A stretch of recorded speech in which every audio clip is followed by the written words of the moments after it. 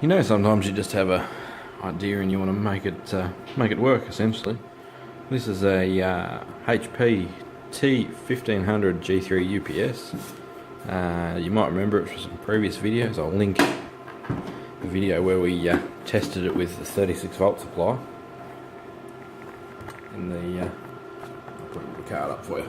But like all UPSs, majority of this one. The batteries, big batteries, slid in there. There was 3 sealed lead acids sit in there. So this is a 36 volt unit, which I modified so we can have an AC output rather than it being like a traditional UPS, which has these. I've got to say they're female IEC connectors, I think they're called, as opposed to just physical normal sockets. So you'll see it's rated output's 1400 VA, which is 950 watts, and it has a cooling fan, just a win.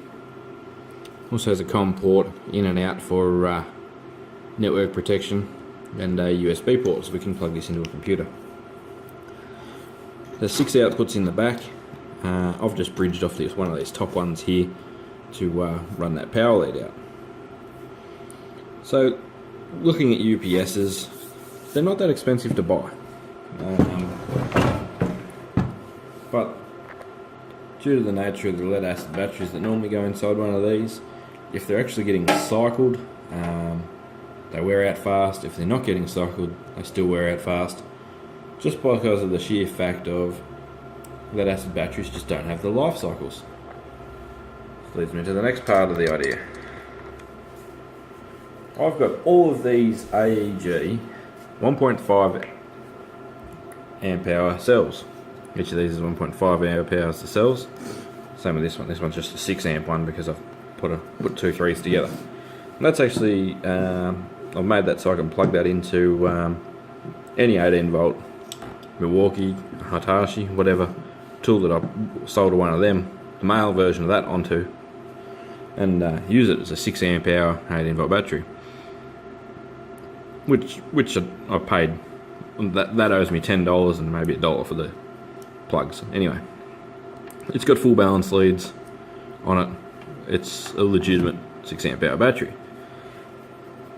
There's nothing wrong with these cells themselves, beside the fact that they're only 1500 milliamp hour cells. As you probably see from my other videos, I'm building an electric vehicle. I'm trying to keep the minimum or average cell size from 2.2 amp hour to 2.4 amp hour as an average. So 1500 is pretty low unless I was getting 3.4 watt hour, 3.4 amp hour cells, but they're realistically not going to fall into my hands for the price that I pay for these. So I've got these 2 that I've already skinned, these 2 that are exactly that but still in the shells.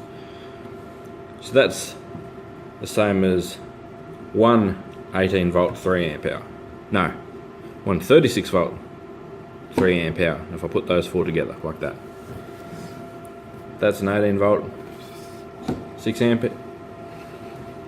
Now we've got 36 volt at 6 amps. We've got another 2 that we can make another 36 volt 3 amp and put it on the end of the line. So because there's 2 of these, we're only getting 1.5 amps out of these ones. So what we might be better off doing, putting all of those together and getting 36 volts here at 3 amps, 36 volts here at 1.5 amps, 36 volts here at another 1.5 amps. So these 6 separate battery packs will make us 36 volts at 6 amps, and so will this one. So we've now got a 12 amp hour 36 volt battery to suit said UPS. Only a matter of balancing all our cells out. It's not going to be too hard to put this, tag these balance wires over to these, and actually physically join the cells, because they're going in parallel, but actually join these these 4 cells up this line into these 4 cells up this line, so they're all together and they're all mated in balancing activity. So then by doing that, we end up with essentially 8 cells in series, 8 cells in parallel, and 5 cells in series. So it'll be an 8P5S battery if it was only one of them. And then it's going to be 10S and still 8P. So we're going to get 36 volts out of each of them. I do have some more of these. That's a Milwaukee 3 amp hour. I do have some more of these that I could pull down and use for this, or I just have a bunch of these 1.5 amp hour cells that I got keen, you'll see that in a previous video, and pulled them all out of a bunch of these. It's all good to have a theory, but now I reckon we should test our theory on whether this UPS will, see if this UPS will fire up just off 36 volts 3 amp hours. So we've got these, and they light up, you don't see, they light up with 4 battery lights. Well, that one did, and that went back out. That one might be flat. What about this one?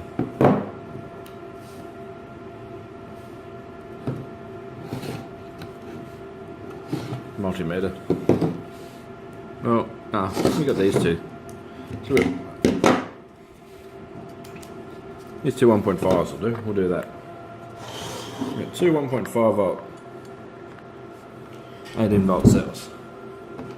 We've got a bunch of alligator clips. These are heavy duty ones too. The first thing you want to do is ensure your polarity is correct before attaching a bunch of any batteries together, let alone lithiums. It's got 20.69 that way, 20.1. Both batteries are facing the same way. So there you go, positive, negative. It's back to front that way, so then positive, negative. First thing we're going to do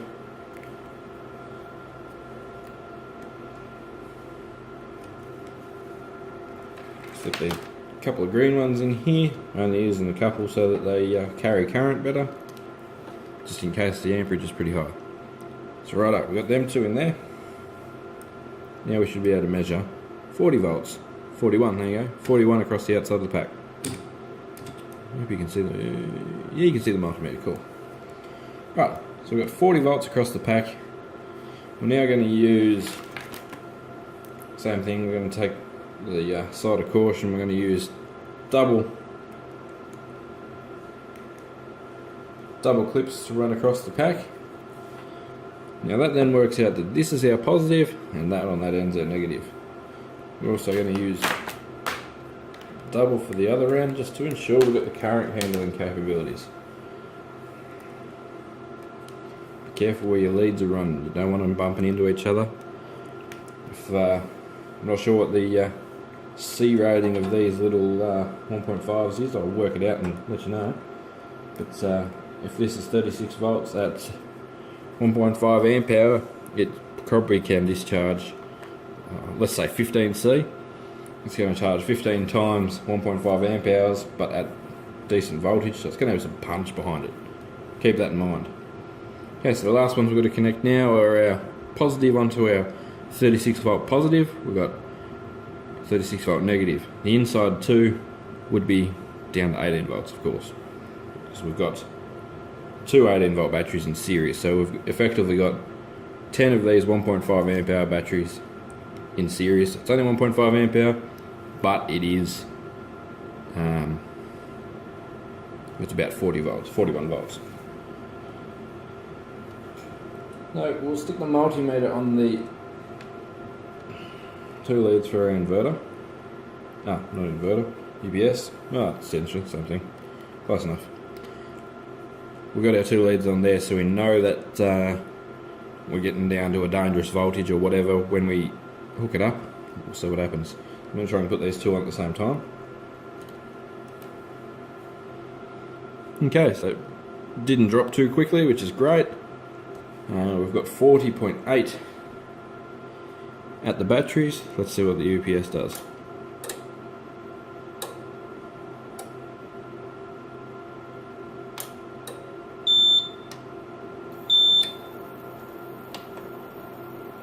Best part about this UPS is we can in fact stop the beeper. Okay, we've got 39.8 here on our battery pack. Don't know if you can hear, there's a slight humming noise coming out of the inverter, which is great. I'll just go and grab a kilowatt hour meter. Okay, so I got my kilowatt hour meter.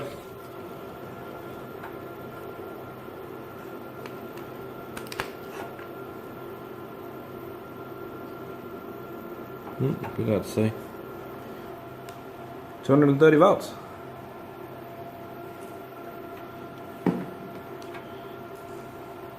Well, I call that concept proven. We've got 230 volts. The only thing we're going to have to do is manage these batteries. I'm going to do some tests to see if I just put power into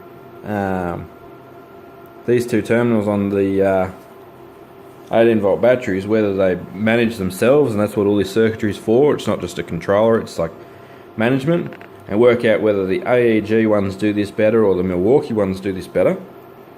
Depending on which ones do it better, they'll all be piggybacked off. Like we'll just strip the boards off like this one has.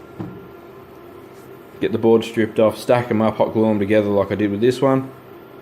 Stack them up nice and tall. Size isn't a consideration. This is going to be just a UPS probably for my security system and maybe my modem.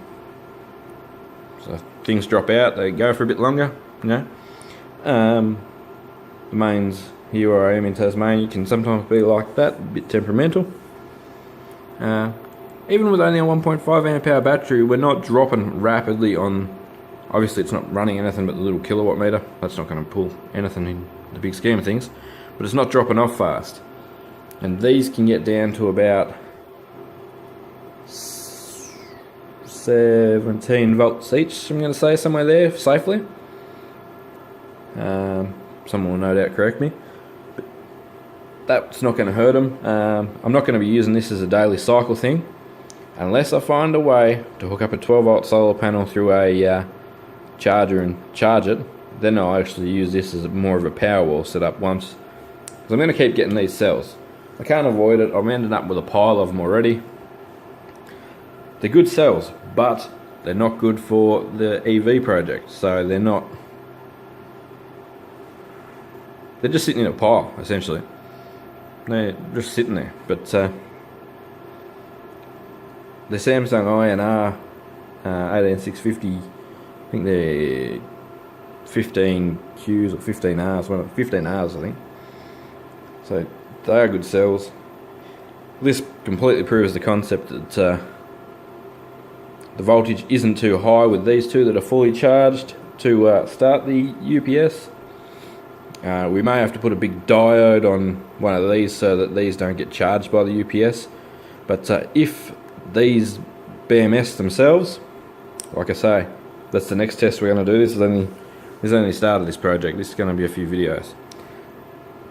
If they BMS themselves, which we'll practice and play with next, they will be charged pretty much solely from this UPS, depending on its charge output, which we'll be able to work out pretty quick. Thanks heaps for watching.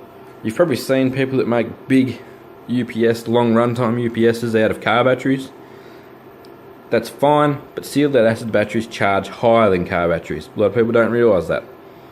A car battery should stop at between 13.8 and 14.4. Some sealed lead acids will charge to 15 volts. So therefore you're bubbling the batteries.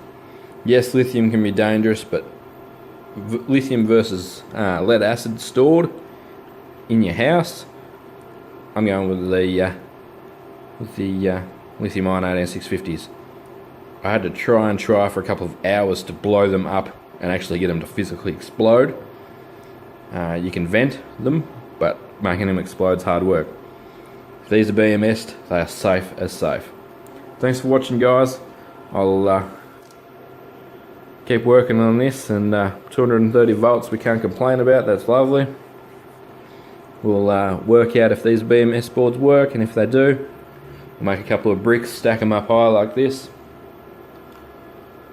Get as many of these old 18650s together, and make ourselves a nice big 36 volt UPS out of recycled 18650s.